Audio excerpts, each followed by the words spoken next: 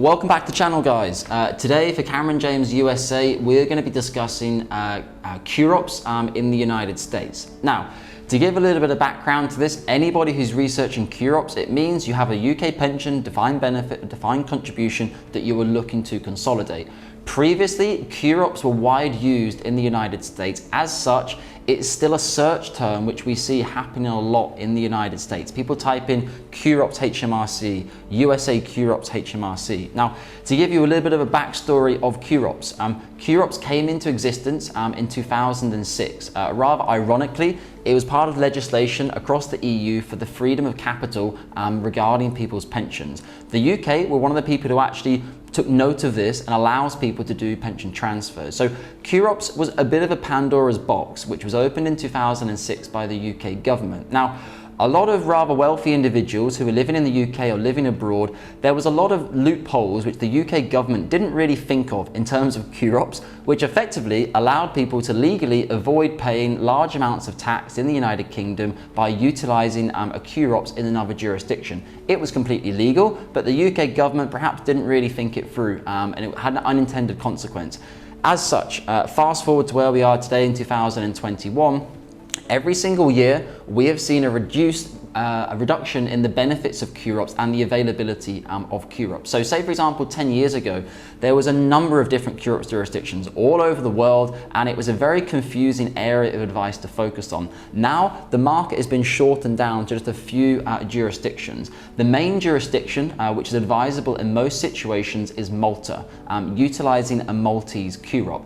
The reason for this is that Malta has the largest number of DTAs in place amongst any of the remaining QROP jurisdictions. I would say 97% of QROP transfers currently go to Malta. So why is a QROPS no longer relevant for people living in the United States? So in 2017, the UK government put in place another nail in the coffin of QROPS, so to speak, which was referred to as the Overseas Transfer Charge, or OTC.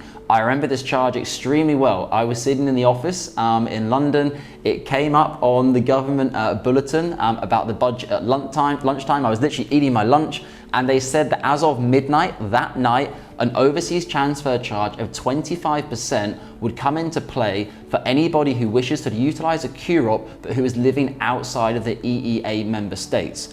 So effectively, I had 5 or 6 clients that were doing QROP transfers at the time. We had to get all the paperwork completed by midnight, otherwise the charge would have been implemented. So what this means for you as a US resident, you're living in the US, which means that you are not an EE member state. So if you wish to utilize a QROPS whilst living in the United States, a 25% overseas tax charge would apply to your transfer on the way out. So to put that into context, if you transfer £1 million into a QROPS as a US resident, there will be a 25% tax charge. It's not even really an option to do that. I don't know any QROPS provider who would accept that transfer for you, because they would be like, this is crazy. Maybe the client doesn't understand what they're doing. We don't want to get involved in this because it sounds litigious. So effectively, it cannot happen anymore. So if you're living in the United States and you're researching QROPS, you may be trying to think you're approaching your lifetime allowance, you want to try and reduce tax, unfortunately, a QROPS is not going to work for you. It is an international SIPP, which is going to be the correct structure for you. Regarding lifetime allowance, you can talk to us in more detail about that. We can talk to you about crystallization events and how to help stop your money going over lifetime allowance to reduce your taxes. So in summary, QROPS for the United States used to be possible, yes. Since 2017, it's no longer possible, but the key search term continues to pop up on our radar for people in the United States. I hope that gives you a bit more clarity on the situation. To give context for people in Europe, if you're picking up this video, yes, if you're living in Europe, you can still utilize a QROP. There is no OTC charge for EEA member state resident clients. This may well change. In 2017, when it was put in place, we were still part of the EU. As such, it was almost impossible for the UK government to put this charge for the EU as well.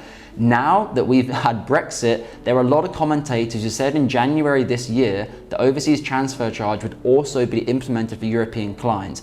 I think the UK government has been pretty busy with everything else which is going on, COVID, vaccines. This is far down their priority list. But I can tell you now, UK pensions are low-hanging fruit for the UK government to tax. And I would not rule out that in Europe, QROPS will also have this charge in the near future. So if you are in Europe, even if you're a US resident or if you're a US connected person living in Europe and you plan to remain in Europe for a period of 5 years, and then go back to the USA, there is the possibility of utilizing a specific US QROPS, but you'd have to talk to us about that, as it's a rather specific situation. So if you're in Europe, feel free to get in touch. QROPS is still a very valuable tax saving tool for you, but if in the United States, please head over to our International SIPP page to understand that. The other advantage is an International SIPP is roughly, at the time of recording, about £180 per annum versus a QROP, which is around £800 to £900 per annum. So over the course of 10 years, you can save yourself around £8,000 by utilising an International SIPP.